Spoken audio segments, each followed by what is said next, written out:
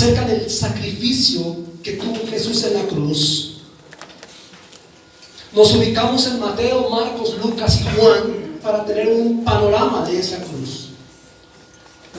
Y esos versos, esos 4 evangelios nos revelan a profundidad muchas cosas que ocurrieron en el cuerpo con el cuerpo de Jesús. Amén. Amén.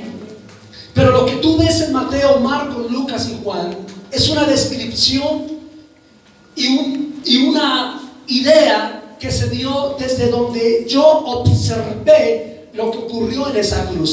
¿Sí me hago entender? Amén. Los 4 evangelistas, las 4 personas que escribieron acerca de la cruz, escribieron no lo que vivieron, sino lo que observaron. Porque no vivieron lo que Cristo vivió. Ellos vivieron lo que estaba viviendo Jesús, pero no lo vivieron en carne propia. Entonces el panorama, por más profundo que sea, no nos da la revelación que necesitamos entender para saber qué ocurrió sobre esa cruz. No es lo mismo que tú me veas llorar a que tú sientas lo que yo estoy sintiendo por el cual lloro. Amén. No es lo mismo que tú me digas que estás pasando necesidad a yo vivir dentro de la necesidad que tú estás viviendo. Isaías, el profeta, también describe el momento de la cruz, pero desde un panorama no visto, sino revelado. Porque Isaías no estuvo presente físicamente ese día, pero por revelación recibe ese sacrificio. Y los 4 evangelistas, Mateo, Marcos, Lucas, Juan, que escriben del sacrificio, sí están físicamente en ese lugar, pero no están viviendo lo que está sucediendo en ese sacrificio. ¿Cuántos dicen amén? Amén. Pero para poder entender qué ocurrió realmente en ese lugar, tenemos que buscar a la persona que lo vivió y escuchar de la persona que lo vivió lo que se pudo haber experimentado dentro de ese lugar. Y el único que podría hablarnos de eso es Jesús. Ahora, ¿cómo hacemos para preguntarle a Jesús qué sucedió y qué sintió en ese momento? Necesitaríamos ir al Salmo capítulo 22. Porque es en el Salmo capítulo 22 donde David tiene una revelación profunda acerca de la vivencia de Jesús. Y en el Salmo capítulo 22 Dios le revela a David, o más bien Jesús le revela a David lo que sintió Jesús. Y Dios le permite a David tener una experiencia del sacrificio. Y David logra plasmar en el Salmo capítulo 22, un salmo que pocas personas conocen que habla de esto. Y en el Salmo 22 podemos escuchar lo que Jesús experimentó en la cruz. No desde el lente de Mateo, no desde el lente de Marcos, Lucas y Juan, y mucho menos desde la perspectiva profética de Isaías, sino desde la vivencia de nuestro Señor. Vamos, diga conmigo: la sangre de la crisis. Diga: la sangre de la crisis. Cuando nosotros hablamos de desangrar o de sangre, tenemos varios conceptos. Uno de ellos es perder en exceso, agotar o desaguar. Ese es el significado de desangrar. Cuando te desangras, estamos hablando de perder en exceso, agotar o desaguar. Si Jesús no hubiese, de su cuerpo no hubiese salido la sangre en cantidades por todo su cuerpo como salió, la gente hubiese podido observar el sacrificio sin problema. No es lo mismo un cuerpo azotado sobre una cruz que un cuerpo desangrándose por todo lado. No era sangre que salía de una herida, era sangre a chorros que salía de todas las llagas que quedaron en el cuerpo de Jesús. Sangre en cantidades. Jesús no muere por los latigazos, Jesús no muere por los golpes, Jesús muere desangrado. Y cuando Él está en ese lugar, era tan impactante el poder de la sangre que salía, es decir, la abundancia de la sangre. Y todos sabemos que la sangre es escandalosa, pero en este cuerpo no era escandalosa. No había una sola parte en el cuerpo de Jesús que no tuviese una herida mortal. Todos los golpes que Jesús tuvo en su cuerpo, todos los golpes eran para matarlo desangrado. Ni una sola herida estaba causada en el cuerpo de Jesús para ocasionar simplemente una molestia. No tenía una cicatriz, no tenía una simple herida. Jesús fue literalmente abierto. Jesús fue literalmente sajado. Jesús fue literalmente para poderse desangrar. todo el que veía a Jesús, según el libro de Isaías y según el libro de Salmos que vamos a leer, todo el que veía a Jesús podía ver los tuétanos dentro de Jesús, podía ver los huesos quebrados, podía ver dentro de Jesús la carne, podía ver dentro de Jesús el corto, podía ver dentro de Jesús los tendones, los nervios. El que se acercara podía ver las heridas tan profundas y las heridas tan abiertas, y la sangre cubría totalmente su cuerpo y la sangre cubría totalmente su rostro. Solamente hasta que desangres completamente es cuando Dios va a meter la mano sobre tu problema.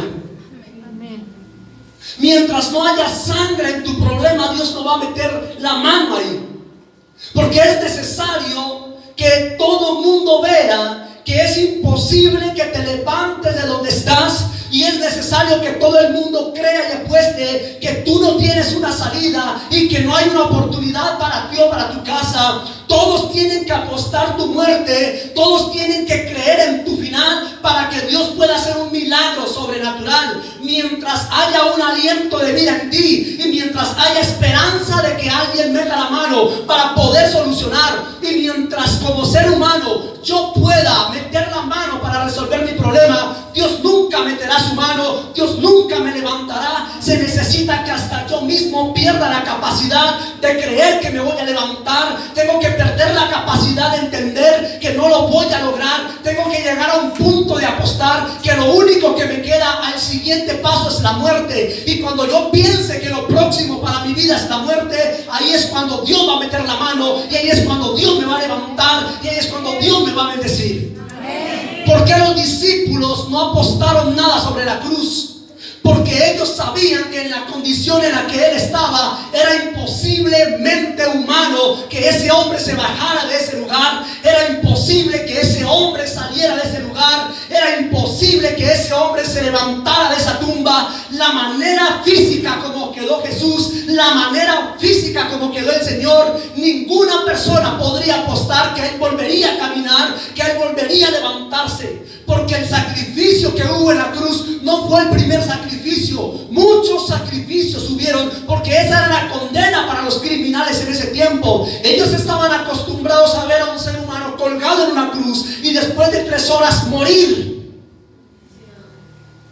Por eso ellos sabían que lo siguiente al espectáculo de la cruz era la tumba, y de esa tumba nadie se iba a levantar. Por eso los discípulos y la misma María que estaba ahí parada no pudo hacer nada, porque ellos sabían que lo que le esperaba a ese hombre era morir. Diga conmigo: lo que están esperando es que yo muera. Pero debo hacerlo para que Él me levante. Mientras tengas oportunidad de meter las manos, Él no va a hacer nada. Mientras tengas oportunidad de que otro meta la mano, Él no va a hacer nada. Mientras tú puedas resolver tus problemas, Él no va a hacer nada. Mientras tú puedas resolver tus deudas, Él no va a hacer nada. Mientras tú puedas restaurar tu matrimonio, Él no va a hacer nada. Mientras tú puedas corregir a tus hijos, Él no va a hacer nada. Mientras tú puedas ministrar a ese ministerio, Dios no va a hacer nada. Pero cuando tú no puedas hacer nada, es cuando Él va a hacer todo. Es ahí cuando Él no puede hacer nada. Es cuando tus manos estén completamente atadas. Es cuando no haya aliento de vida sobre ti. Es cuando tu último suspiro sea la muerte. Es cuando tu última esperanza sea morir. Es ahí cuando Dios lo va a hacer. Cuando tus hijos lleguen al punto de muerte. Cuando tu matrimonio llegue al punto del divorcio. Cuando tu economía llegue al punto de la quiebra. Es ahí donde Él se va a glorificar. Porque hasta que no se vea sangre, no se verá resurrección. Amén. Isaías David tiene la perspectiva en el Salmo capítulo 22. Y David describe lo siguiente, porque lo está viviendo. Cristo vive y Cristo le está diciendo: Dios mío, versículo 1. Cuando vemos los evangelios, en el evangelio leemos: Dios mío, ¿por qué me has desamparado? Sabemos por los evangelios que se escribió que Dios se apartó de él, ¿verdad? Pero en el Salmo 22, las palabras textuales de Jesús, el Salmo 22 es Jesús contando lo que le pasó. Y en el Salmo 22 dice: Dios mío, ¿por qué me has abandonado? Eso lo escribieron los evangelistas porque lo escucharon. Pero lo que sigue no lo escribieron porque no lo escucharon. Y la siguiente palabra que Jesús dice es: ¿por qué no vienes a salvarme? ¿Y por qué no atiendes mis lamentos? No solamente dijo, Dios mío, ¿por qué me has abandonado? Sino que también exclamó, ¿por qué no vienes a ayudarme? Él no está diciendo simplemente, ¿por qué me abandonó? Y si nosotros predicamos simplemente que Dios abandonó a Jesús en la cruz, ese mensaje es ni la mitad de lo que es la palabra. Es un mensaje incompleto, porque el Salmo 22 nos da una panorámica diferente. ¿Por qué no vienes a salvarme? Significa que Él quería ser salvo. Significa que hasta la cruz Jesús estaba clamando para que Dios viniera y lo bajara de ahí. Cuando Jesús dice, Dios mío, ¿por qué me has abandonado? No lo está diciendo porque se siente solo. Él está clamando misericordia. Bájame de aquí. ¿Por qué no vienes en mi ayuda? ¿Por qué no vienes a salvarme? ¿Por qué no atiendes mis lamentos? Lo que significa que el Padre ignoró la oración de su Hijo. Lo que significa que el Padre desatendió el clamor de su Hijo. Dile al que está a tu lado, hay momentos en que el Padre se va a olvidar de tu clamor. Dile, hay momentos en que Dios no va a hacer nada por tu oración. Dile, hay momentos en que tu oración no te va a salvar de esa crisis. Dile, hay momentos en que tienes que morir para que Él te saque de la crisis. Hay oraciones que no va a escuchar. Hay oraciones que no va a responder. Hay lamentos que no va a oír. Hay oraciones que Dios no va a escuchar. Hay momentos en que necesito entrar a la misma muerte para ser sacado de allí. Porque si yo oro y Él responde, entonces nunca podré entender propósito y proceso. Necesito morir para saber que lo único que me pudo levantar de mi circunstancia fue Dios. Escúchame, porque cuando hay gente como yo y como muchos de ustedes que saben lo que es estar en el hueco de donde no nos saca sino Dios, y cuando Él nos levanta, gente como nosotros sabemos que nunca nos volveremos a apartar de Él, porque hemos entendido que el único que nos levantó de ahí fue Dios. Pero mientras tú como cristiano tengas cómo resolver, siempre serás desagradecido con Dios. Porque sabes que lo puedes resolver, porque sabes que hay un método para resolver. Cada vez que tú tengas confianza en un hombre y sepas que ese hombre tiene respuesta para ti, cualquier momento vas a desagradecerle a Dios, porque tú sabes que hay alguien que te puede ayudar. Amén. Pero cuando tú no puedes y estás hundido, y Dios te levantó de la muerte como nos levantó, y nos levantó de la miseria como nos ha levantado, y nos libró de la muerte, de la enfermedad como nos libró, y nos ha dado su gloria y su poder, y siendo nada nos hizo lo que hoy somos, y siendo gente sin destino nos dio destino, y nos levantó del mismo cementerio. Sabemos y vivimos y creemos que nunca lo vamos a negar, porque sabemos que el único que nos sacó de ahí fue Él, y mi vida en gratitud a lo que Él hizo por mí.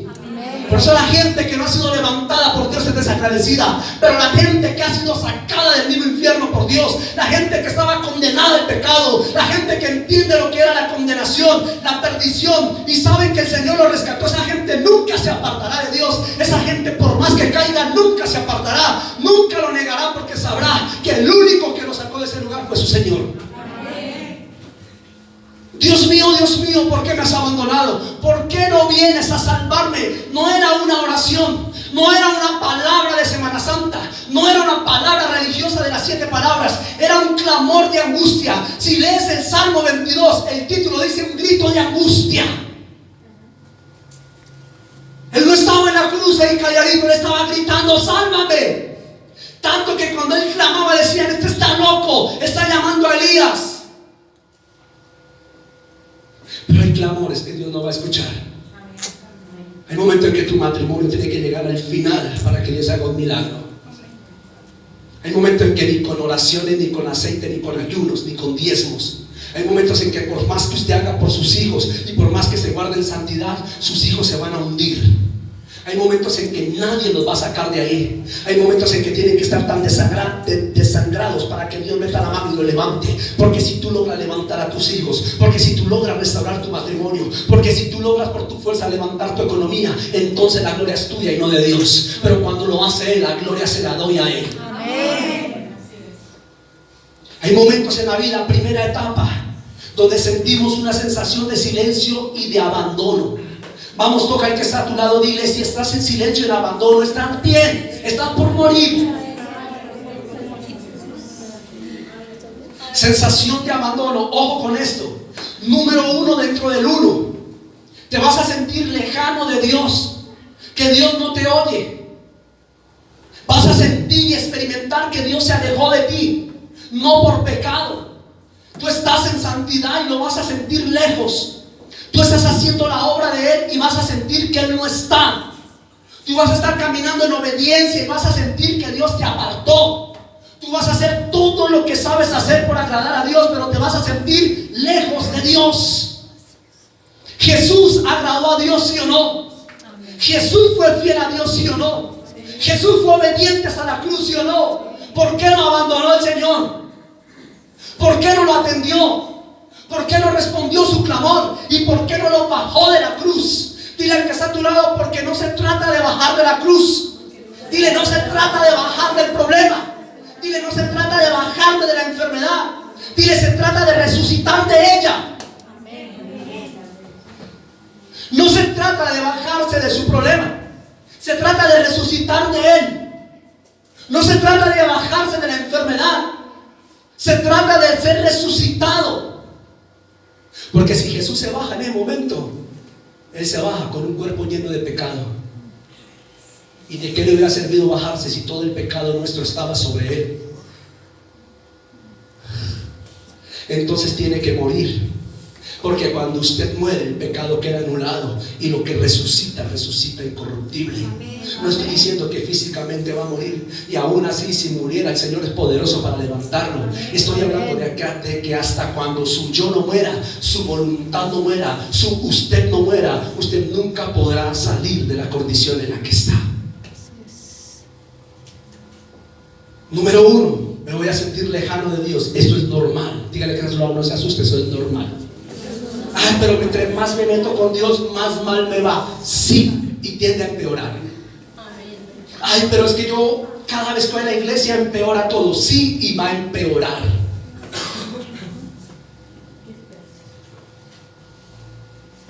Porque la santidad tiene un precio. Y la obediencia tiene un precio. Número 2, te vas a sentir lejano de la gente. Jesús está rodeado de gente, pero está solo. Vas a ver cómo la gente que te rodea te da la espalda. Mire, le voy a dar el mejor consejo para alguien que lo quiera tomar. El día en que la gente que usted espera algo le da la espalda, siéntase bendecido. Amén. Pero usted se pone a pelear, a patalear que le dio la espalda. Usted no está entendiendo lo que Dios está haciendo. La mejor señal de entender lo que Dios va a hacer conmigo es que la gente que me puede ayudar no me ayuda. Porque entre más me ayude la gente, más miserable soy. Porque la Biblia dice: maldito el hombre que confía en el hombre y pone su brazo de apoyo en el hombre.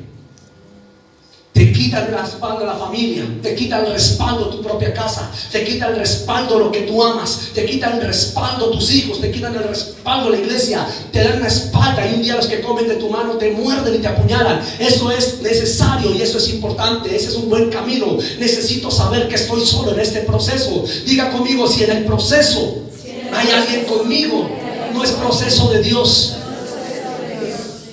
Porque en el proceso tienes que estar sola y solo. Si en el proceso se va la mujer, que se vaya. Si en el proceso se va el marido, pues que se vaya. Si en el proceso se van los hijos, pues que se vayan. Si en el proceso se va el pastor, pues que se vaya. Cuando Job estaba en proceso, su esposa se largó y su esposo se largó. Y cuando está uno en el proceso, sabe que está en el proceso y está en un proceso para ser levantado. Y lo que ha de volver vuelve, y lo que va a ser de uno vuelve. Así es con Dios. Si tus hijos tienen corazón de lealtad, volverán a ti. Si no, no. Porque Caín nunca volvió a sus padres. Si el hombre con el que te piensas casarte es leal, te es leal. Si no, no. El hombre es lo que hay en su corazón. Y aquí hay personas, y siempre lo diré, que están a tiempo de separarse.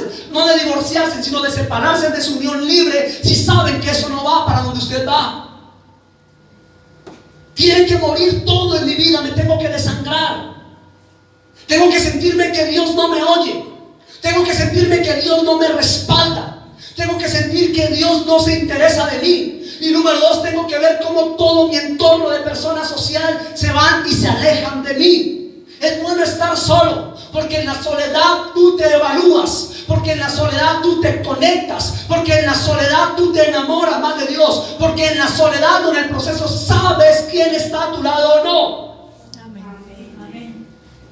Y número 3, te vas a sentir lejano de ti mismo. Sientes que tu vida no tiene sentido, significado. Mi vida no vale, no valgo para nada. Lo que yo hago no vale. Pero es que mi vida no tiene sentido. Pero es que para dónde voy. Y entras en esa depresión donde te alejas de Dios, donde Dios se aleja de ti, donde la gente se aleja de ti, y donde te hundes en medio de la desesperación y del lodo tuyo. Esto lo dijo claramente Job: mis conocidos se fueron de mí. Si usted pudiera ver a Job desde la parte que estoy predicando, Job emanaba sangre en cantidades. Tenía una sarna, y no solamente una sarna, sino que tenía una úlcera, llagas por todo el cuerpo que salían gusanos, literalmente le salían gusanos. Y en ese momento su familia no estuvo al lado. Y quien se supone debería estar no está a su lado. Dile al que está a tu lado: cuando de mí salen gusanos, nadie va a estar conmigo. No, pero usted quiere que en ese momento lo consuelen, lo llamen, lo abracen, y él te le da la espalda y usted se pone a entrar en ese nivel de amargura.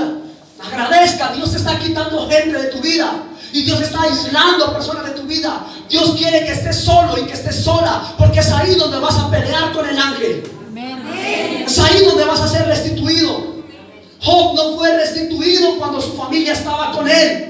Job no fue restituido cuando su esposa estaba con él y su esposo. Job no fue restituido cuando tenía sus criados. Cuando Job tuvo la riqueza, no fue restituido. Job no fue restituido cuando estaba de fiesta. Job fue restituido estando solo, ensangrentado, en crisis. Ahí fue cuando el Señor lo levantó. Mientras tengas a alguien a tu alrededor, no serás restituido. Mientras tengas todo patinando a favor de ti, no serás restituido. Pero cuando pierdas todo, cuando pierdas comunión con Dios, cuando pierdas comunión con la gente, y cuando pierdas comunión contigo mismo, el Señor te levantará y te restituirá. Amén. Déselo a Él. Número 2, versículo 2. Dios mío, día y noche te llamo y no respondes. Miren, ¿quién había leído el Salmo 22? Dios mío, día y noche te llamo. ¿Cuántas personas aquí están diciendo: Señor, oro y no pasa nada? Pastor, oro y no pasa nada. Hicimos 7 días de ayuno y todo empeoró. Amén. Vamos bien. Porque no ayunamos para que Él haga algo. Ayunamos para ser libres, para servirle a Él. Ayunamos para conocerlo más, no para que Él nos bendiga. Uy, ayuné y no vi nada. Interesado. Yo ayuno es porque lo amo, porque quiero ser libre, porque quiero entrar en la santidad. Y solamente con ayuno lo voy a conocer más. Yo no ayuné por casa, yo no ayudé por casa, yo no ayuné por carro, yo no ayuné por matrimonio, yo no ayuné por nada de eso. Yo ayuné para romper cadenas en mi alma y en mi vida. Ese fue mi ayuno. Y la Biblia dice que cuando yo hago eso, las demás cosas vienen añadidas. Amén. Yo no necesito orar por una casa, ni voy a gastar mi tiempo en eso. Yo no voy a gastar mi tiempo en un carro, yo no voy a gastar mi tiempo en una profesión. Yo voy a gastar mi tiempo ayunando para consagrarme más al Señor, y Él verá si me quiere dar lo que acabé de mencionar. Y si no, amén. Amén. Y si no, amén.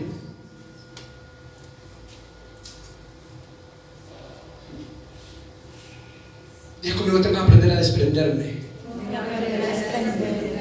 Diga: porque cuando Él me llamó, me llamó solo.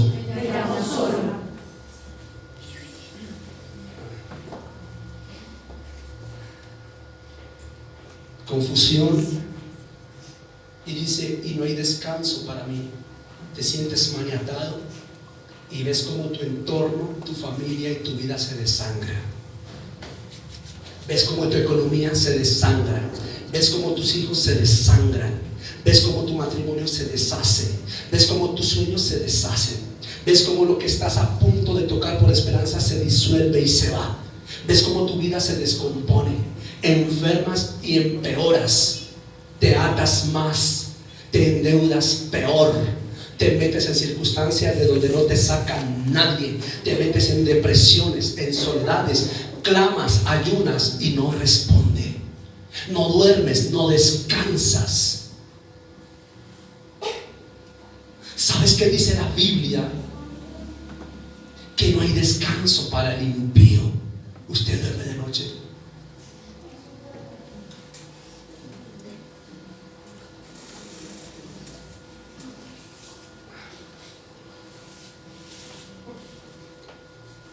Dile a alguien mientras tengas quien te ayude, prolongarás tu muerte.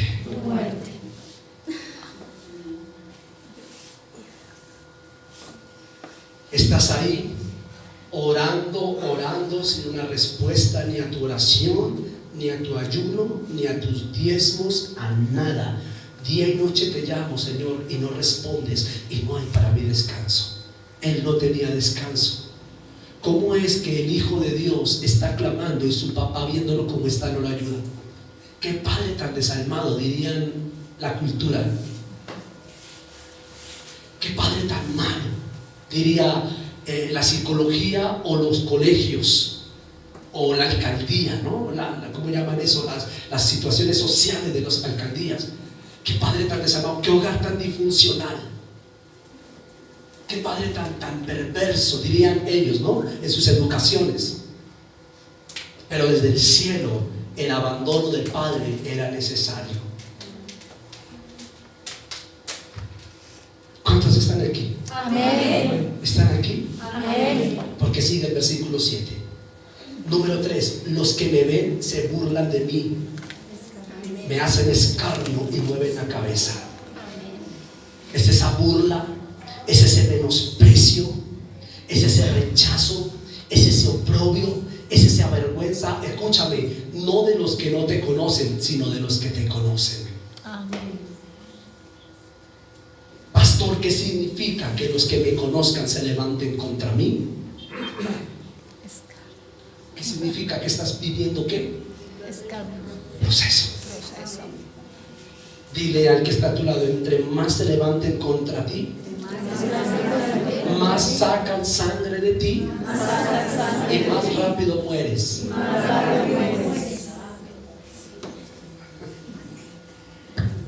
Job 9:14 dice: mis parientes me fallaron.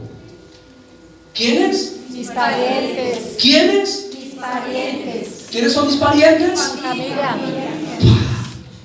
Hágase. Mal que no haga. Dígale que está a su lado: es parte. Es parte. ¿Entienden la clase de hoy? Amén. Es parte de mi proceso. De mi proceso. Mis parientes me fallaron.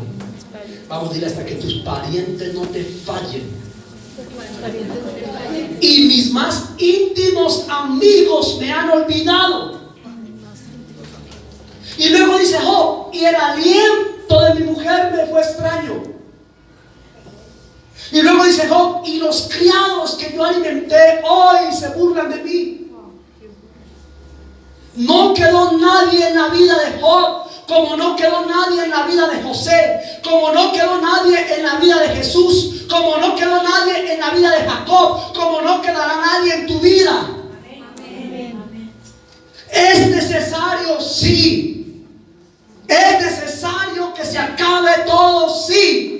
Es necesario que tu vida se desintegre, sí. Es necesario que papá y mamá no te apoyen, sí. Es necesario que tus hermanos te den la espalda y no crean en ti, sí. Es necesario que tus hijos te den la espalda, sí. Es necesario que tu esposo te abandone, sí.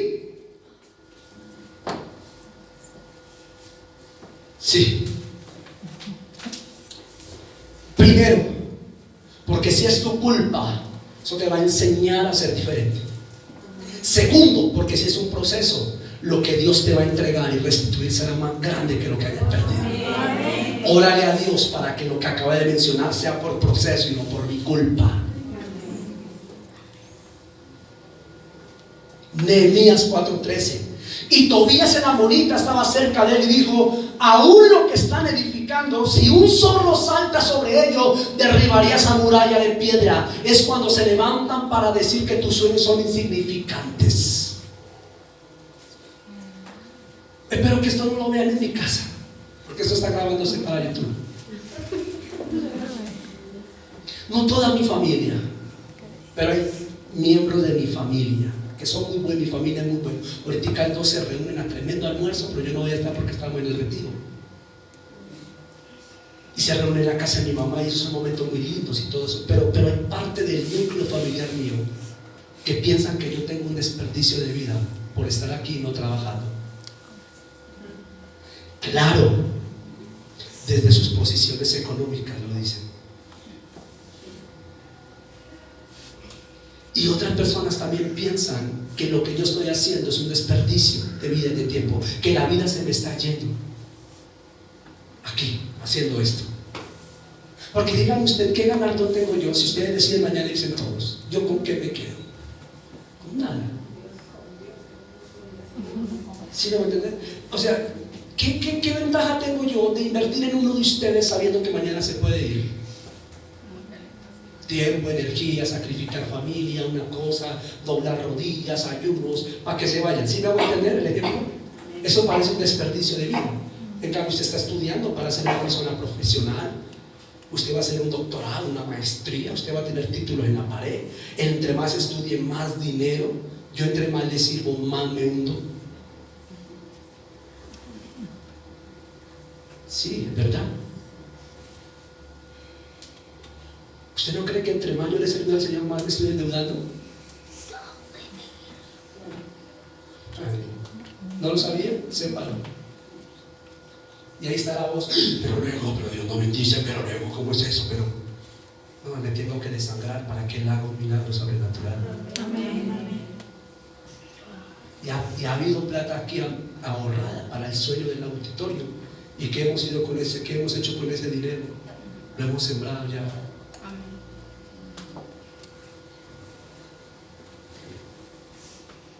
Ahí le estoy quitando la excusa a alguien que se siente solo, abandonado y sin futuro. Jesús estuvo solo, abandonado y sin futuro. Él se murió siendo un carpintero. No logró más. Él solo aprendió a clavar clavos y a conocer medidas de puntillas. No logró más.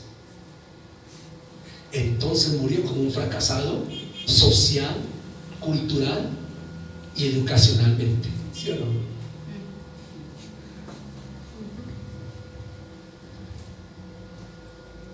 Pero esa vida inservible para muchos fue la vida que a nosotros nos dio la oportunidad de ser alguien en la vida. Amén. Dile que está a tu lado, lo que tu vida es inservible para otros es la entrada para que otros más conozcan el reino de Dios. Amén. Amén. ¿Y qué pasa aquí? Número 4, versículo 8.